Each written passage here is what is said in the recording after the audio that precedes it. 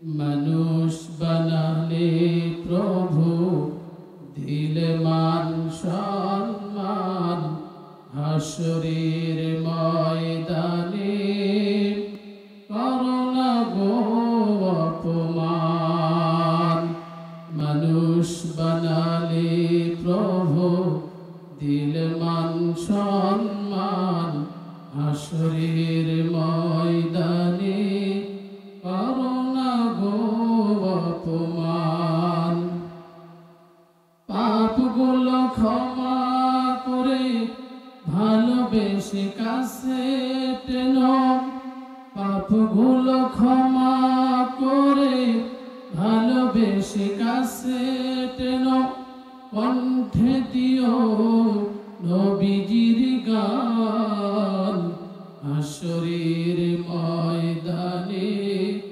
Corona গো অপমান মানুষ বানালে প্রভু দিলে মান সম্মান হাসরের ময়দানে করোনা গো অপমান জোরে বলি মারহাবা। ফেসিবাদের শাসন দেখেছি আমরা, কেয়ারটেকার শাসন দেখেছি, 25 বছরের শাসন দেখেছি আমরা, এরশাদের শাসন দেখেছি। সব কিছু বাদ আগামীর শাসন বাংলার জমিনে কোরআনের শাসন। কথা বলেন ঠিক কিনা? আমরা আগামীতে কোরআনের শাসন বাংলার জমিনে চাই। আগামীর পার্লামেন্ট কোরআনের পার্লামেন্ট, আগামীর সংসদ সদস্য কোরআনের সংসদ। কথা বলেন ঠিক কিনা? আগামীর কোরআন বাংলার কোরআন হবে। আমরা আর যাই তাই নেতা কথা দেখতে চাই না, যাদের মাধ্যমে আজকে বাংলার আজকে নিরীহ মানুষদেরকে আজকে নির্মমভাবে হত্যা করে নিত্য করা হয়। কথা বলেন ঠিক কিনা?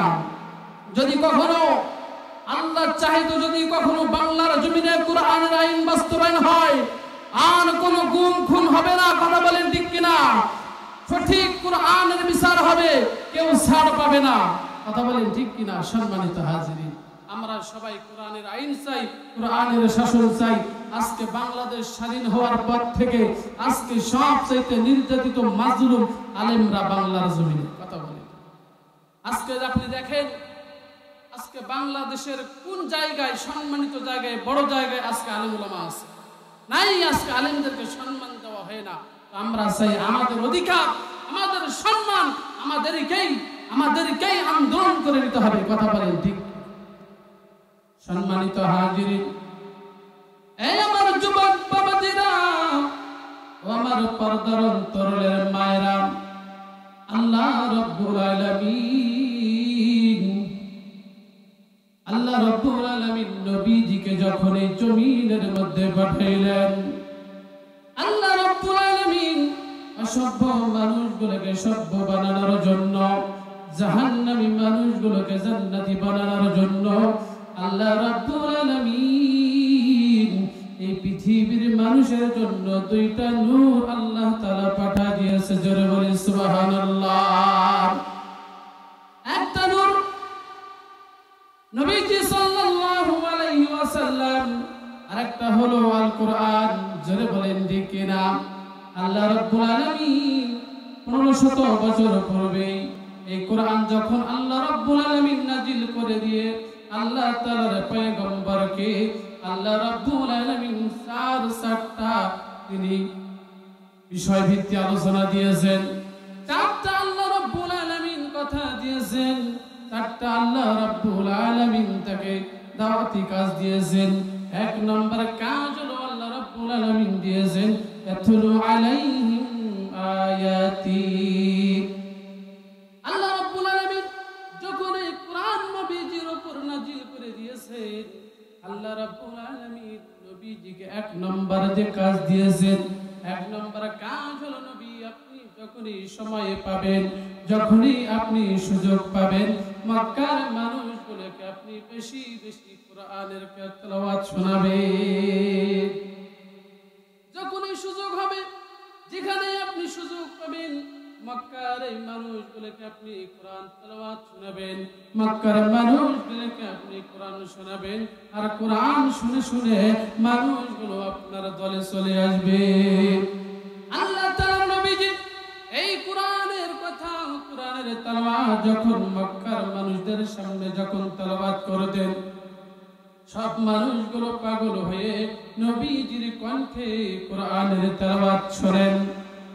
কিন্তু মক্কার বড় নেতা, বড় একজন প্রেসিডেন্ট, নাম হলো আবু জেহেল, উতবা, সাইবা, ওলীদ ইবনে মুগীরা, তাদের সহ্য হয় না আল্লাহর পয়গম্বর যেখানে কোরআনের কথা বলে সেইখানে গিয়ে তারা বাধা সৃষ্টি করে। আল্লাহ রাব্বুল আলামিন নবীজিকে ডাক দিয়ে বলেন, নবী, وقال الذين كفروا لا تسمعوا لهذا القرآن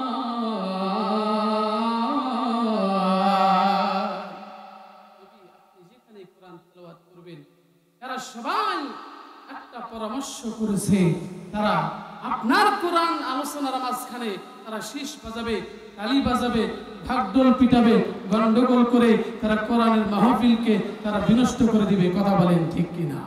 বলেন এই কাজ ছিল কাদের? কোরআন বিরোধী যারা। কথা বলেন ঠিক কিনা?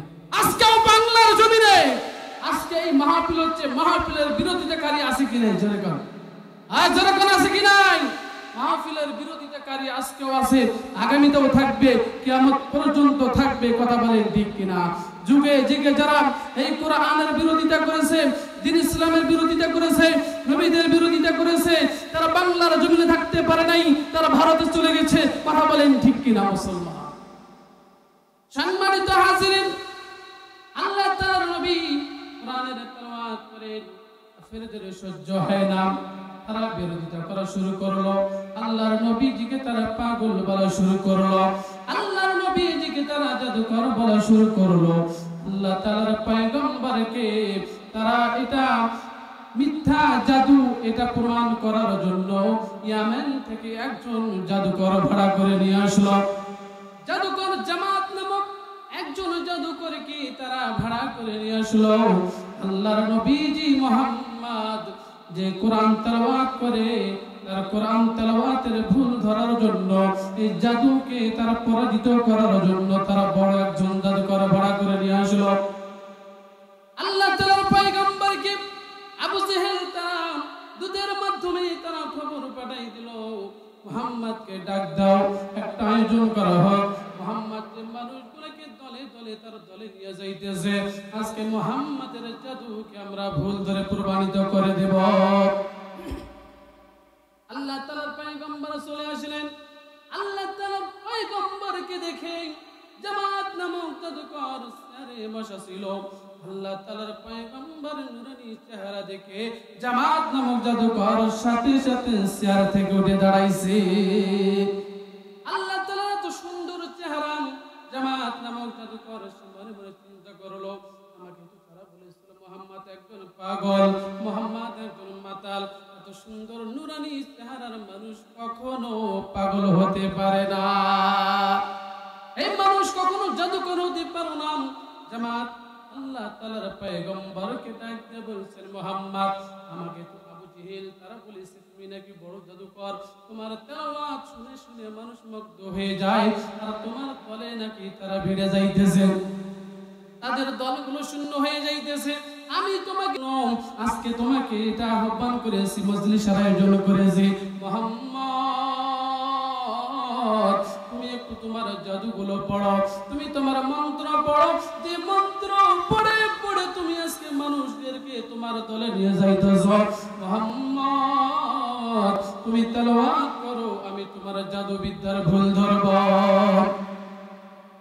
আল্লাহ তাআলার পয়গম্বর জামাতকে ডাক দিয়ে বলেন, জামাত তুমি তো একজন বড় জাদুকর, তুমি আমার ভুল ধরার জন্য আসছো, আমাকে অপমানিত করার জন্য আসছো, আমাকে পাগল প্রমাণিত করার জন্য তোমাকে নিয়ে আসা হয়েছে। আসলে যদি আমি যা পড়বো এটা যদি আসলে জাদু মন্ত্র হয়, তাহলে তুমি সত্য কথা আজকে মক্কার মানুষদেরকে বলে দিবে।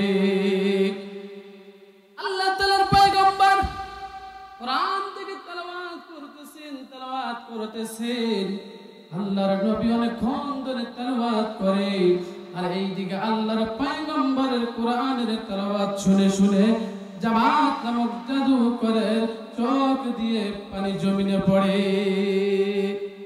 আল্লাহর নবীজিকে জামাত ডাক দিয়ে বলেন, মুহাম্মদ তোমার তেলাওয়াত শোনাও, আমার তেলাওয়াত আর ভালো লাগে, তুমি আরো বেশি করে তেলাওয়াত করো। মুহাম্মদ যত পড়ে জামাত নামক জাদুকরের চোখ দিয়ে জমিন থেকে পানি পড়ে, জামাতের চোখ দিয়ে জমিনে পানি পড়ে যায়। আল্লাহ তাআলার নবীজি কোরআনের তেলাওয়াত বন্ধ করলেন। মক্কার আবু জেহেল, উতবা, শাইবা সকল নেতাগুলো, বড় বড় কাফের গুলো আছে, সেইখানে হাজার হাজার মানুষের সামনে জামাত নামক জাদুকর ডাক দিয়ে বলেন, এ মক্কার কাফেররা শোনো, যে মুহাম্মদকে তোমরা জাদু বলো, মন্ত্র পড়ে, যে মুহাম্মদকে তোমরা পাগল বলো, আমি তোমাদেরকে সাক্ষ্য দিয়ে বলতে চাই মুহাম্মদ পাগল নয়। মুহাম্মদ যে তেলাওয়াত করে এটা দুনিয়ার কোনো বানানি, কোনো তেলাওয়াত নয়, এটা কোনো মন্ত্র নয়, এটা কোনো জাদু নয়, স্বয়ং রব্বুল আলামিনের একটা কিতাবের তেলাওয়াত। আল্লাহ তাআলার পয়গম্বরকে জামাত ডাক দিয়ে বলেন, মুহাম্মদ আর আমি আবু জেহেলের দলে থাকতে চাই না, আমি এখন তোমার দলে চলে যাব। আমাকে তোমার কালিমা পড়ে, তোমার হাতে হাত রেখে আমাকে কালিমা পড়ে তুমি মুসলমান বানিয়ে দাও। লা ইলাহা ইল্লাল্লাহু মুহাম্মাদুর রাসূলুল্লাহ। যদি বলি সাল্লাল্লাহু আলাইহি ওয়াসাল্লাম। এই কোরআন সবাইকে হিদায়াত দিবে না, এই কোরআনের বুঝ সবাই পাবে না, কথা বলেন ঠিক কিনা? অথচ আল্লাহ তাআলা হুদাল্লিন নাস, এই কোরআনকে আল্লাহ তাআলা মানুষের হিদায়াতের জন্য পাঠাইছে, জোরে বলেন ঠিক কিনা? আল্লাহ রাব্বুল আলামিন আপনাকে আমাকে যখন এই জমিনের মধ্যে পাঠাইছে, আল্লাহ রাব্বুল আলামিন একটা কিতাব আপনাকে আমাকে দিয়েছে। বলেন তো এই কিতাবের নাম কি? সবাই জোরে বলেন কি নাম? আল্লাহ রাব্বুল আলামিন এই কিতাব দিয়েছেন মানুষের হিদায়াতের জন্য। এই কোরআন বসে বসে রাতের অন্ধকারে আবু জেহেল, আবু সুফিয়ান তারা শুনেছিল, কিন্তু কোরআনের হিদায়াত পাই নাই, জান্নাতের পথ তারা পাই নাই।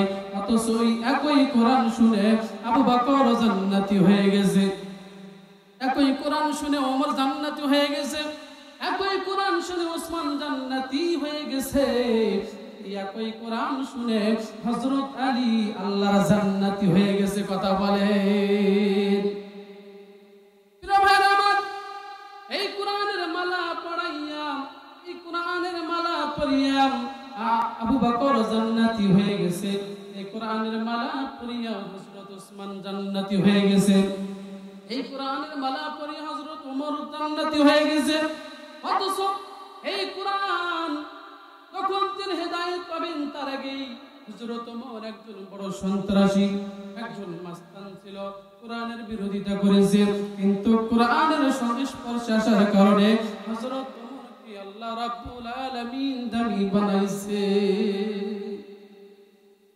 হযরত ওমর রাদিয়াল্লাহু তাআলা আনহু একদিন তিনি সফরে যাইতেছেন, সফরে যাওয়ার আগেই তিনি একটা মাঠ দিয়ে অতিক্রম করতেছেন, পথ চলতেছেন, চলতে চলতে মাঠের মাঝখানে যখন চলে আসলেন, হযরত ওমর মাঠের মধ্যে বসে পড়লেন, আর তিনি চোখের পানি ফেলে ফেলে কান্না করে। তার সঙ্গী সাথীরা হযরত ওমরকে ডাক দিয়ে বলেন, ওমর, আয় খলিফাতুল মুসলিমিন ওমর, আপনি কেন কান্না করেন হঠাৎ করে মাঠ দেখে? হযরত ওমর সাথীদেরকে ডাক দিয়ে বলেন, ভাইরা, এই মাঠ দেখে আমি কেন কান্না করতেছি? এত ছোটবেলায় এক সময় আমি এই মাঠের মধ্যে ছাগল চড়াইছি, এই মাঠের মধ্যে আমি দুম্বা চড়াইছি, এই মাঠের মধ্যে আমি উট চড়াইছি, আমার কোনো সম্মান ছিল না, আমার কোনো দাম ছিল না, আমি এক সময় রাখাল ছিলাম, রাখাল, এই মাঠের মধ্যে আমি ছাগল দুম্বা চড়াইতাম। প্রখর রোদ যখন হয়ে যেত, মরুভূমি, কোনো গাছ নাই, কোনো ছায়া নাই, রোদ হয়ে যেত, ছায়া পাওয়ার জন্য কোথাও আমি ছায়া পাইতাম না, ছোটাছুটি করতাম, থাকা যাইত না রোদের মধ্যে। মরুভূমিতে কিন্তু অনেক গরম, কথা বলেন ঠিক কিনা? প্রিয় ভাইরা আমার, হযরত ওমর বলতেছেন, আমি এই রোদ থেকে মুক্তি পাওয়ার জন্য, রোদ থেকে বাঁচার জন্য আমি ওই উটের পিছনে গিয়ে বসতাম ছায়া নেওয়ার জন্য। আর ওই উট তার লেদা সাদাগুলো আমি ওমরের মাথায় ফেলাইতাম। লেদা সাদা পড়ার কারণে আমার শরীরের মধ্যে ময়লা আসতো। এই অবস্থায় আমি বাসায় যখন যাইতাম, আমার বাবা আমাকে ডাকতে বলেন, তোমার শরীরের মধ্যে ওই লেদা সাদাগুলো কেমন করে আসলো? আমি আমার বাবাকে ঘটনা খুলে বলতাম, আর আমার বাবা আমাকে একটা থাপ্পড় মারতো আর বলতো, ওমর, তোর কি বিবেক বুদ্ধি জ্ঞান নাই? এইখানে বসলে যে তাদের লেদা সাদাগুলো তোমার শরীরে পড়বে। আল্লাহর গালি দিত, আল্লাহ আপনি আমাকে এমন একটা বোকা সন্তান দিয়েছেন, বিবেক নাই, বুদ্ধি নাই, বড় হলে কেমনে সংসার চালাবে, বড় হলে কেমন করে ঘর করবে? আমি তো বেশি দিন বাঁচবো না, আমি তো একদিন কবরে চলে যাব, আমাকে তো কবরে যেতে হবে, কিন্তু আমার সন্তান কেমন করে সংসার চালাবে? আমার বাবা এরকম নিজেকে গালি দিত, নিজেকে ধিক্কার জানাইতো, আমি ওমরকেও গালি দিত। আজকে আমি ওই সেই ওমর নাই, আজকে আমি সেই ওমর রাখালা নয়। আমার আল্লাহ রাব্বুল আলামিন আমি ওমরকে অর্ধ জাহানের খলিফা বানাইছে। আমি এক সময় এই মাঠে ছাগল চড়াইছি, আমি দুম্বা চড়াইছি, ওমরের সম্মান ছিল না, ওমরের দাম ছিল না, সেই ওমরকে আল্লাহ পাক রব্বুল আলামিন দামি বানাইছে এই কোরআনের জন্য। জোরে বলি সুবহানাল্লাহ। বলেন তো কোরআনের সঙ্গে স্পর্শ আসলে দাম আছে কিনা? জোরে বলেন আছে কি নাই? এই কোরআনের সঙ্গে স্পর্শ আপনার আমার আসার দরকার আছে কি নাই? ছেলে মেয়েদের আনার দরকার আছে কি নাই? আপনার মেয়েদেরকে মাদ্রাসায় ভর্তি করে দেওয়ার দরকার আছে কি নাই? জোরে বলেন। প্রিয় ভাইরা আমার, আলোচনায় চলে যাব। আলোচনা করেছি আস্তাগফিরু রাব্বাকুম সুম্মা তুবু ইলাইহি ইন্না রাব্বি রহিমুম ওয়াদুদ। আল্লাহ তাআলা জানেন আমি জমিনের মধ্যে মানুষ বানাইছি, এই মানুষগুলোকে পথ উল্টাইয়া জাহান্নামের দিকে নিয়ে যাবে। শয়তান আছে কি নাই? জোরে বলেন। ইবলিস আমার এই সহজ সরল গোলামগুলোকে পান ভুলাইয়া ভুলাইয়া মিষ্টি কথা বলিয়া বলিয়া নেকের কাজ থেকে দূরে রাখবে, গুনার কাজ করাইয়া করাইয়া জান্নাত থেকে আমার গোলামগুলোকে জাহান্নামের পথে নিয়ে যাবে। আমাদের দ্বারা গুনাহ হয় কি হয় না? আমাদের দ্বারা পাপ হয় কি হয় না?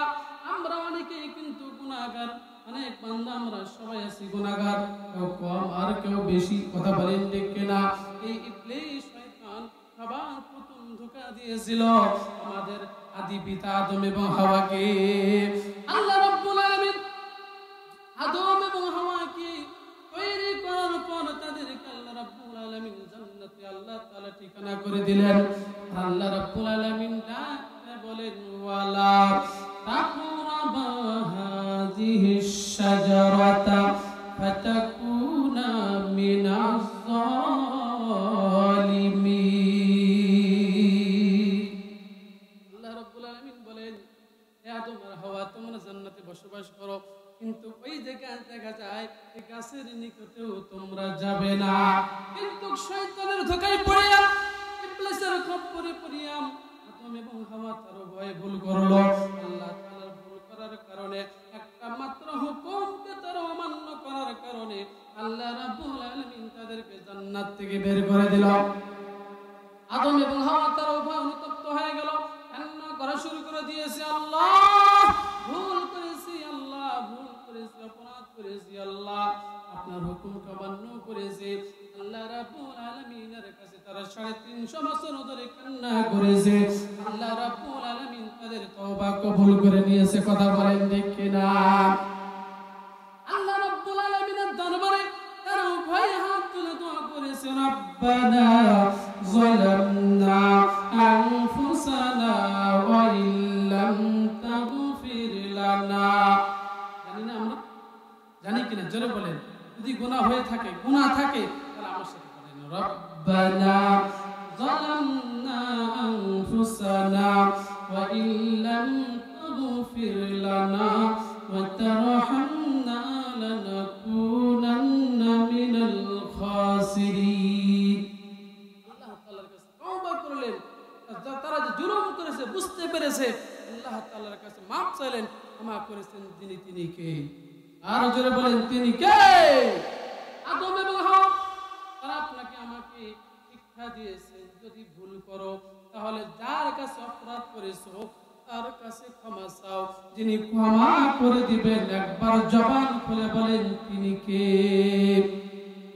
আল্লাহ রাব্বুল আলামিন ডাকতে বলেন ওয়াস্তাগফিরু রাব্বাকুম সুম্মা তুবু ইলাইহি গোলাম অপরাধ করেছো গোলাম গুনাহ করেছো আমি আল্লাহ তাআলার কাছে ক্ষমা চাও আমি আল্লাহ তাআলা সুম্মা তুবু ইলাইহি তোমাদের গুনাহগুলো maaf করে দেব সুবহানাল্লাহ কয়না ইন্না রাব্বি রহিম ওয়াদুদ আল্লাহ তাআলা বলেন গোলাম কেন তোমাকে ক্ষমা করে দিব নিশ্চয়ই আমি আল্লাহ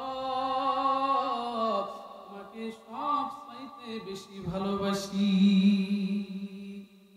আমি আমার শরীরকে আমি নিজেকে যতটুকু না ভালোবাসি তার চাইতেও আমাকে ভালোবাসেন আমার আল্লাহ আমি আমাকে যতটুকু ভালোবাসি আমার আল্লাহ আমাকে বেশি ভালোবাসে আমার মা বাবা আমাকে যতটুকু না ভালোবাসেন আমার আল্লাহ আমাকে বেশি ভালোবাসে ইন্না রাব্বি রহিম ওয়াদুদ গোলাম আমি তোমাকে সব চাইতে বেশি ভালোবাসি আল্লাহ তাআলার কাছে যদি আপনি ক্ষমা চান ক্ষমা করে দিবে কি দিবে না জোরে বলেন দিবে কি দিবে না প্রিয় ভাই আমার সহিহ হাদিস থেকে একটা ঘটনা বলি আব্দুল্লাহ ইবনে ওমর রাদিয়াল্লাহু তাআলা আনহু তিনি বর্ণনা করেছেন আল্লাহ তাআলার পয়গম্বর বনি ইসরাঈলের যুগের একটা ঘটনা আমাদেরকে বারবার তিনি শুনাইতেন একজন জালিম ছিল জালিম এই জালিম এমন কোন গুনাহ নাই সে করে না এমন কোন পাপ নাই তার দ্বারা হয় নাই এই জালিম একজন সুদখোর ছিল মানুষের উপর সে জুলুম আর নির্যাতন চালাইতো অসহায় মানুষদেরকে সুযোগ বুঝে সে নির্যাতন করত জুলুম করত জেল জুলুম নির্যাতন ফাঁসি দিত আল্লাহ তাআলার পয়গম্বর মাঝে মাঝে সাহাবীদেরকে এই বনি ইসরাঈলের জালিমের ঘটনা তিনি শুনাইতেন একদিন এই কিফিল জালিম কিফিল তার কাছে একজন রমণী আসলো মহিলা আসলো কি জন্য আসলো মহিলাটা জালিম কিফিলের কাছে এই জন্য আসলো অভাবে পড়েছে অভাব অনটনে পড়েছে তার সন্তানগুলো বাড়িতে না খেয়ে পড়ে আছে অভাব তিন বেলা খাইতে পারে না সন্তানের এই কষ্ট সইতে না পেরে মহিলা জালিম কিফিলের দরবারে হাজির হয়েছে জালিম কিফিলের দরবারে মহিলা হাজির হয়েছে মহিলা কিফিলকে ডাক দিয়ে বলেন কিফিল আমাকে কিছু টাকা দাও আমাকে কিছু দিরহাম দাও আমার বাড়িতে আমার সন্তানগুলো না খেয়ে আছে আমার দুধের সন্তান না খেয়ে আছে আমি নিজেও না খেয়ে আছি ক্ষুধার জ্বালা সহ্য করা যায় না তুমি একজন টাকাওয়ালা মানুষ আল্লাহ রাব্বুল আলামিন তোমাকে ধন সম্পদ দিয়েছে আজকে তুমি আমাকে কিছু দিরহাম হাদিয়া দাও আমাকে কিছু টাকা তুমি আজকে ধার দাও কিফিল যখন টাকা তার কাছে চেয়েছে কিফিল মহিলাকে ডাক দিয়ে বলেন মহিলা তোমাকে আমি 60 দিরহাম দিব তবে এক মাস পর এই 60 দিরহামের কিছু লাভ আমাকে দিতে হবে যদি শর্তে রাজি থাকো তাহলে আমার কাছে দিরহাম তুমি নিয়ে যেতে পারো তবে শর্ত হলো এক মাস পর দিতে হবে এর আবার লাভ দিতে হবে বলেন এরকম সুদারু ঘুষারু আমাদের দেশেও আছে কিনা সম্মানিত হাজিরিন জালিম কিফিল মহিলাকে ডাক দিয়ে বলেন মহিলা এই শর্তে যদি তুমি রাজি থাকো তাহলে তুমি আমার কাছে টাকা ধার পাবে মহিলা ডাক দিয়ে বলেন কিফিল আমি বড় অভাবে পড়ে তোমার কাছে আসছি আসল টাকা দিতে পারবো না আবার লাভ কিভাবে দেব মহিলাকে এবার কিফিল নজর দিয়ে দেখে যে মহিলা আমার কাছে টাকা ধার নেওয়ার জন্য আসছে মহিলা বড় সুন্দরী মহিলা বড় রূপবতী এবার জালিম কিফিল দেখতে বলছেন তুমি লাভ দিতে পারবে না কিন্তু ওই মাসের শেষ তারিখে যদি না দিতে পারো তাহলে তোমার ইজ্জত আমি লুণ্ঠন করে নেব সঙ্গে খারাপ কাজ করব। মহিলা কিছু বলতে পারে না, কার কাছে যাবো কেউ তো দিবে না। যদি কিফিলের কথা যদি প্রস্তাবে যদি রাজি না হই, তাহলে আমার বাড়িতে আমার সন্তানগুলো না খেয়ে থাকবে, কষ্টে মারা যাবে।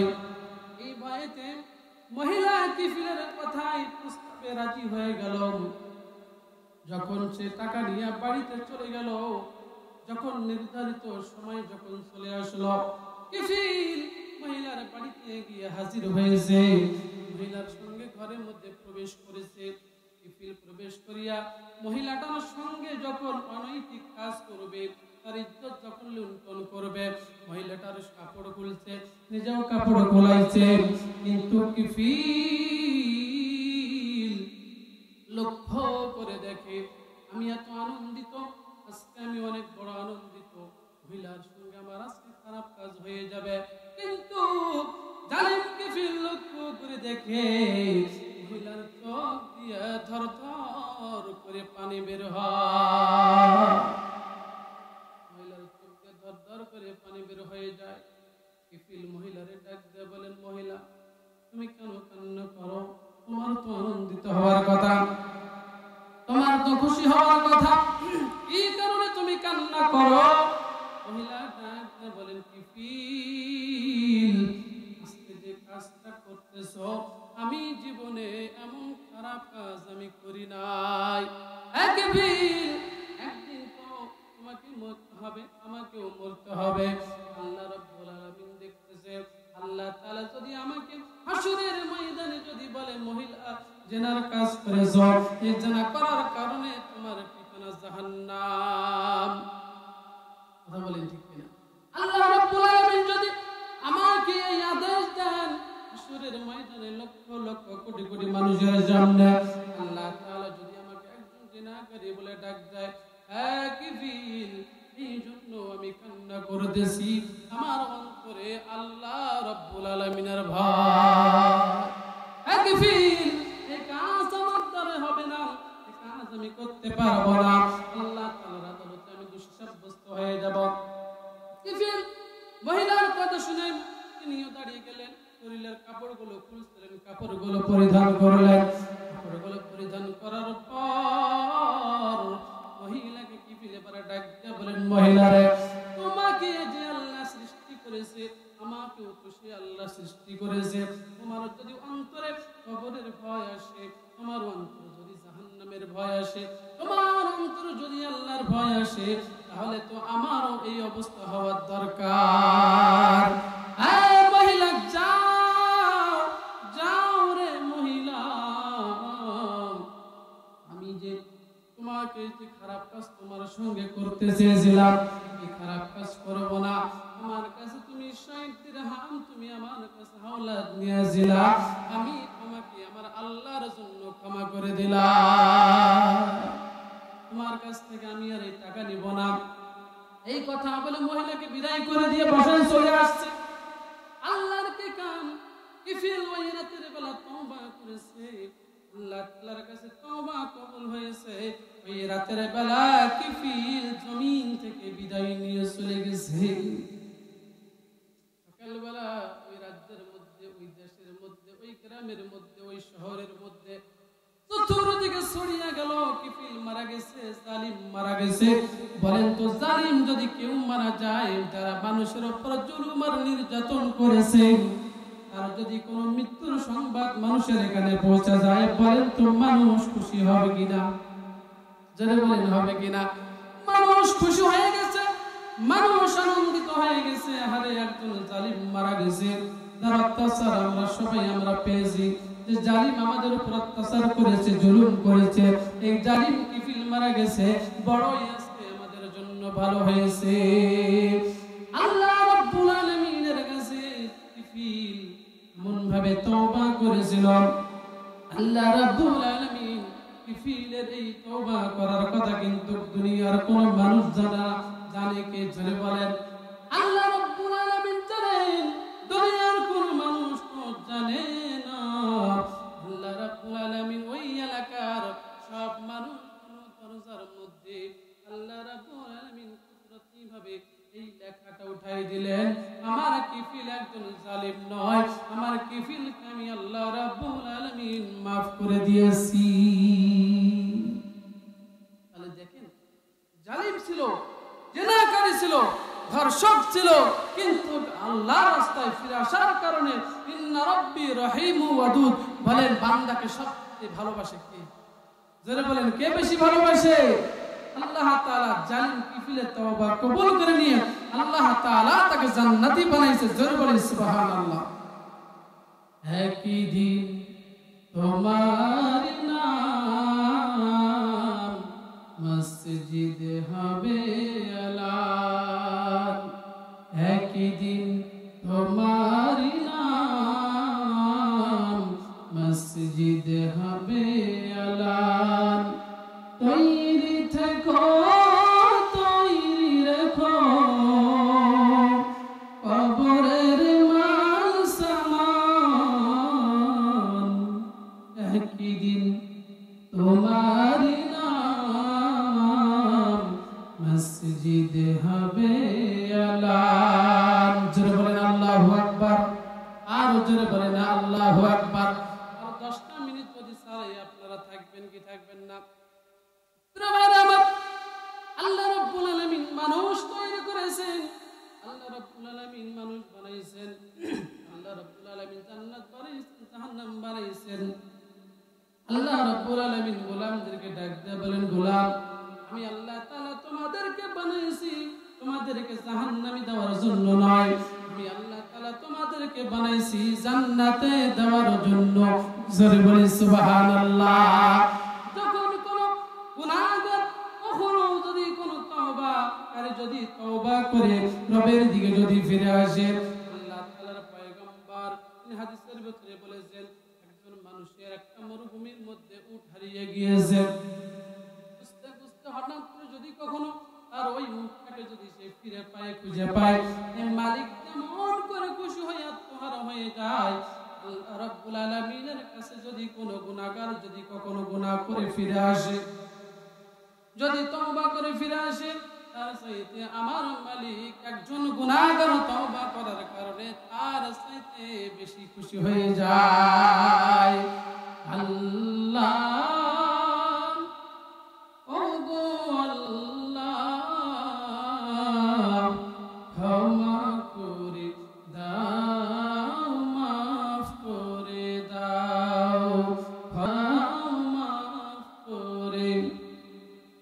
যত দিনে জীবন বিনা বাজিবে, সুপথে চালাও, মাফ করে দাও। আমার সাথে পড়েন, আল্লাহ ওগো আল্লাহ ক্ষমা করে দাও, মাফ করে দাও। জোরে বলেন সুবহানাল্লাহ। ভাইরা আমার, আল্লাহ রাব্বুল আলামিন বলেন, ইয়া আইয়ুহাল্লাযীনা আমানু তুবু ইলাল্লাহি তাওবাতান নাসুহা। আল্লাহ তাআলা কোন মুনাফিকদেরকে ডাক দেয় নাই, আল্লাহ রাব্বুল আলামিন কোন কাফিরকে ডাক দেয় নাই, আল্লাহ রাব্বুল আলামিন মুমিনদেরকে ডাক দিয়ে বলেন, তোমরা তওবা করো, তাওবাতান নাসুহা করো, এমন ভাবে তওবা করো আর কখনো তোমরা গুনাহের কাজে ফিরে যাবে না। যদি তওবা করতে পারো, বলেন ক্ষমা করে দিবে তিনি কে? আল্লাহ তাআলা নবীদের পয়গম্বর মুহাম্মদ রাসূলুল্লাহ সাল্লাল্লাহু আলাইহি ওয়াসাল্লামের সাহাবী হযরত ওমর রাদিয়াল্লাহু তাআলা আনহু, তিনি রাস্তা দিয়ে যাইতেছেন, হঠাৎ করে দেখলেন রাস্তার পাশে একজন যুবক কান্না করতেছে। আল্লাহ তাআলা রাসূলের সাহাবী হযরত ওমর রাদিয়াল্লাহু তাআলা আনহু যুবককে ডাক দিয়ে বলেন, যুবক তুমি কান্না করো কেন? তোমার কি কেউ মারা গেছে? তোমার কি মা বাবা কেউ মারা গেছে নাকি? এই জন্য কি তুমি কান্না করতেছ? যুবক হযরত ওমরকে ডাক দিয়ে বলেন, ওমর আমার মা মারা যায় নাই, আমার বাবা মারা যায় নাই, এমন কোন কারণে আমি কান্না করতেছি না। হযরত ওমর ডাক দিয়ে বলেন, যুবক আমার কান্নার কারণ কি আমাকে একটু বলে বলো। হযরত ওমরকে যুবক ডাক দিয়ে বলেন, ওমর আপনি যেহেতু আমার কান্না করার কারণ জানতে চান, আমি আপনাকে বলতে চাই আমি কান্না করতেছি আমার গুনার কারণে।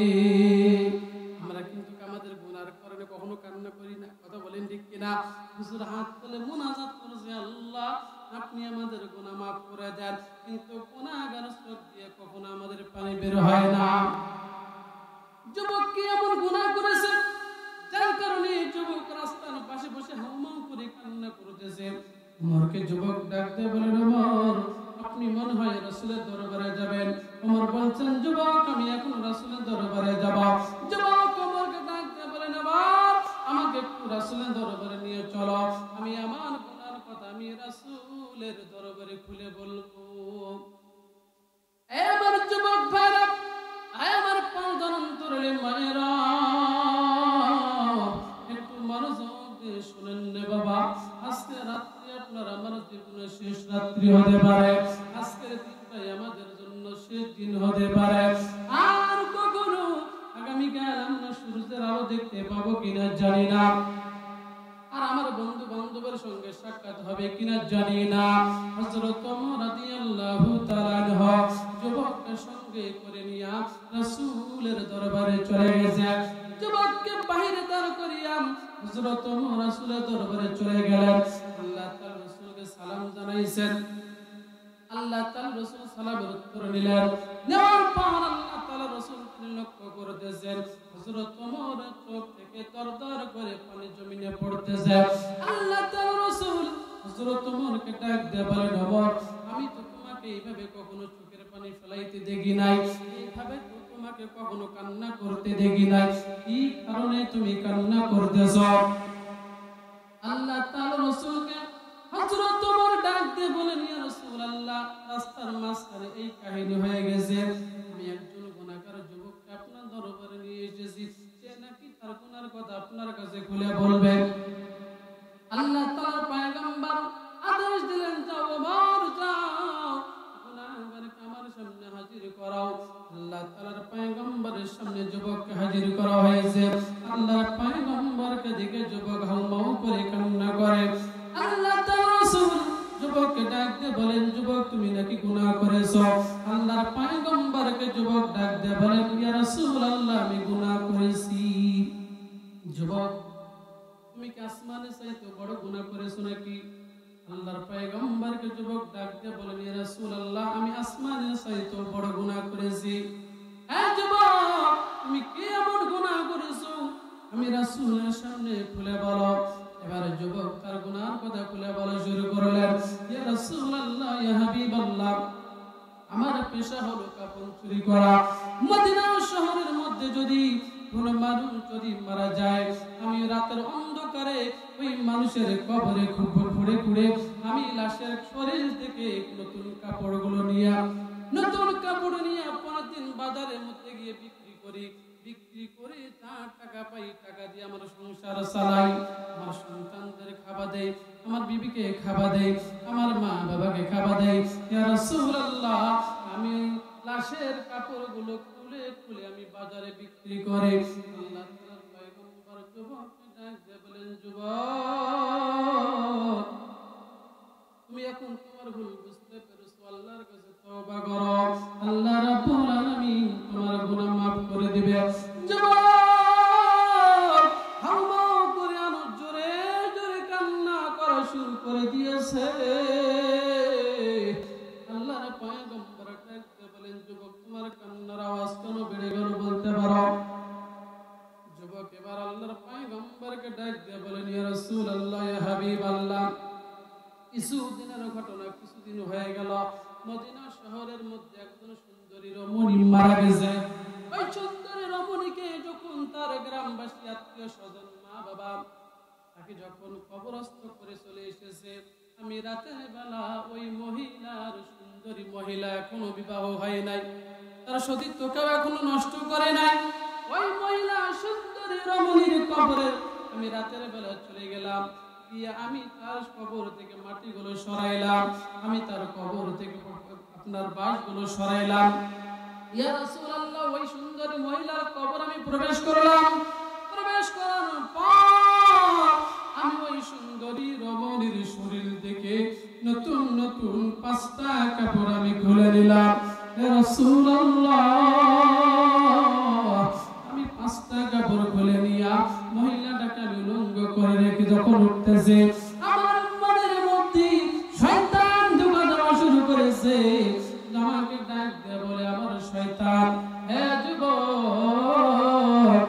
যে মহিলাটার কাপড় গোলাই যাও, তুমি কি লক্ষ্য করে দেখেছ তার তুমি কাপড়ের কাপড় তুমি নিয়ে যাইতেছ, এ হলো মদিনার সবচেয়ে সুন্দরী একজন রমণী। এক যুবক তুমি একবার তাকাইয়ে দেখো কত সুন্দর। ইয়া রাসূলুল্লাহ, আমার নফসে আমার দোকায় পড়িয়া শয়তানের গপ্পরে পড়িয়া আমি যখন ওই মহিলার দিকে তাকাইলাম, দেখলাম মদিনার মধ্যে সবচেয়ে একজন সুন্দরী রমণী শুয়ে আছেন। আমার মনের শয়তান আমাকে ডাক দিয়ে বলেন, যুবক, তোমার এটাই বড় সুযোগ, মহিলার ইজ্জত তুমি লুণ্ঠন করে নাও, মহিলার সঙ্গে খারাপ কাজ করো, তোমাকে কেউ বাধা দিবে না। যে মহিলাকে পাওয়ার জন্য মদিনার অনেক যুবক তারা পাগল ছিল, কিন্তু মহিলাটাকে কেউ দেখতে পাই নাই। যুবক, তোমার কাছে একটা সুযোগ এসেছে, মহিলার ইজ্জত তুমি আজকে লুণ্ঠন করে নাও, বাধা কেউ দিবে না। ইয়া রাসূলুল্লাহ, আমি ওই মহিলাটার ইজ্জত লুণ্ঠন করে নিয়া তৃপ্তি নিয়া যখন আমি উঠতেছিলাম, আমাকে কবর থেকে হাজার হাজার কবর থেকে কে যেন গায়েবী আওয়াজ দেয়, যুবক, তুই আজকে হাজার হাজার কবরওয়ালাদের সামনে আমাকে তুই ইজ্জত নষ্ট করলি, আমাকে তুই আজকে উলঙ্গ করলি, যুবক, কই যাও, কই যাও, আসরের ময়দান কায়েম হয়ে যাবে রে যুবক। আল্লাহর দরবারে যখন তুই দাঁড়াবি, আল্লাহর দরবারে তোমার নামে মামলা দেব। ইয়া রাসূলুল্লাহ, আমি যখন এই আওয়াজ শুনতে পেয়েছি বাড়িতে আসলাম, আসার পর আমার রাতের বেলা ঘুম হয় না, খাইতে বসলে আমার আর খাইতে মন চায় না। ইয়া রাসূলুল্লাহ, বড় একটা খারাপ কাজ করেছি, জুলুম করেছি। ইয়া রাসূলুল্লাহ, আপনি আমাকে তওবার রাস্তা খুঁজে দেন, আল্লাহ তাআলা যেন আপনার দোয়া আমাকে maaf করে দেয়। আল্লাহ তাআলার পয়গম্বর যখন এই কথা যুবকের জবান থেকে শুনেছে, আল্লাহ তাআলার পয়গম্বর যুবককে ডাক দিয়ে বলেন, যুবক, বের হয়ে যা, আমার দরবার থেকে বের হয়ে যা, তোর কোনো ক্ষমা নাই। যুবক আর কোথাও যায় নাই, যুবক বাড়িতে যায় নাই, আত্মীয় স্বজনের বাসায় যায় নাই, যুবক চলে গেছে একটা পাহাড়ে, কোথাও যায় নাই, পাহাড়ে চলে গেছে, একদম উঠতে উঠতে একটা বড় পাহাড়ে কিনারায় উঠে গেছে। আল্লাহ রাব্বুল আলামিনকে চোখের পানি ফেলে দিয়া আল্লাহ তাআলার কাছে কান্না করা শুরু করে দিয়েছে, আল্লাহ, আমি বড় গুনাহ করেছি, আপনার পয়গম্বর আমাকে দূর দূর করে তাড়িয়ে দিয়েছে। আয় আল্লাহ, আমি এত বড় গুনাহ করেছি, আপনি আমাকে ক্ষমা করে দেন। আল্লাহর দরবারে যুবক গোলামটা যখন তওবা করেছে, চোখের যখন পানি ফেলাইছে, এইভাবে একদিন, 5 দিন, 10 দিন, 15 দিন, 20 দিন যায়, 40 দিন অতিবাহিত হয়ে গেছে। আল্লাহ তাআলার পয়গম্বরের কাছে জিবরাইল চলে এসেছে। আল্লাহ তাআলার রাসূলের কাছে জিবরাইল তিনটা প্রশ্ন নিয়ে এসেছে। আল্লাহ তাআলা রাসূলকে ডাক দিয়ে বলেন, ইয়া রাসূলুল্লাহ, ইয়া হাবিবাল্লাহ, এই যে মাখলুকাত, মানুষ কিছু সব কিছুকে তৈরি করেছে, সৃষ্টি করেছে, আল্লাহ তাআলার পয়গম্বর বলেন আল্লাহ তাআলা সৃষ্টি করেছে। এবার জিবরাইল আমিন 2 নম্বর প্রশ্ন করেন, ইয়া রাসূলুল্লাহ, এই যে মাখলুকাত আল্লাহ তাআলা তৈরি করেছে, এদেরকে রিজিকের ব্যবস্থা কে করে? আপনি করেন না, আল্লাহ করে।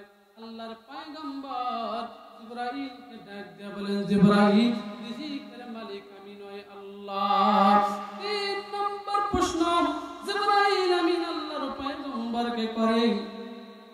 আল্লাহর পয়গম্বরকে ডাক দিয়ে বলেন, ইয়া রাসূলুল্লাহ, আল্লাহ রাব্বুল আলামিন 3 নম্বর প্রশ্ন দিয়েছে, এই মানুষ আল্লাহ তাআলা তৈরি করেছে, এই মানুষের রিজিকের ব্যবস্থা আল্লাহ করে, আর এই মানুষ যদি কখনো গুনাহ করে, বলেন তো এই গুনাহ করার ক্ষমতা আপনার না, আল্লাহ। বলেন, জিবরাইল, গুনাহ ক্ষমা করার একমাত্র ক্ষমতা আল্লাহ।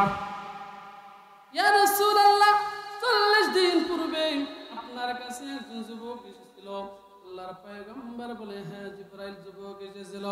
আল্লাহ তাআলার পয়গম্বরকে জিবরাইল ডাক দিয়ে বলেন, ইয়া রাসূলুল্লাহ, ইয়া হাবিবাল্লাহ, যান, এই যুবক গোলামটা 40 দিন ধরে খানা বন্ধ করে বলিয়া আল্লাহর কাছে তওবা দেওয়ার জন্য গিয়েছে, আল্লাহ তাআলা তার তওবা কবুল করে নিয়েছে, আল্লাহ রাব্বুল আলামিন তাকে maaf করে দিয়েছে। জোরে বলেন সুবহানাল্লাহ। সম্মানিত হাজিরিন, জোরে বলেন ক্ষমা করার মালিক কে? আমরা যে গুনাহ করেছি এখানে কেউ বলতে পারবো না আমার গুনাহ নাই, কেউ বলতে পারবো না। কি সাহস থাকলে খুলে বলেন হুজুর আমার গুনাহ নাই? কেউ নাই, আমাদের গুনাহ আছে। আমরা সবাই আল্লাহ তাআলার কাছে ক্ষমা চাব, আল্লাহ রাব্বুল আলামিন আপনাকে আমাকে ক্ষমা করে দিবে। কথা বলেন ঠিক কিনা? আল্লাহ পাক রব্বুল আলামিন আজকের এই আলোচনা, আজকের এই কথা ওয়াজ নসিহতকে আল্লাহ তাআলা আমাদের জন্য নাজাতের ওসিলা করে দেখ। জোরে বলেন আমিন।